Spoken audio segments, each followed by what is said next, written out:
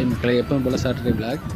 இன்றைக்கி டைமிங்ஸ்லாம் பார்த்தீங்கன்னா same timings தான். நான் சாட்டர்டே அப்டேட் பண்ணுற டைமிங்ஸ் தான். ஆனால் இன்றைக்கி க்ரௌடு பார்த்திங்கன்னா ரொம்ப இல்லை, ஓரளவுக்கு தான் இருந்துச்சு, நார்மலாக தான் இருந்துச்சு.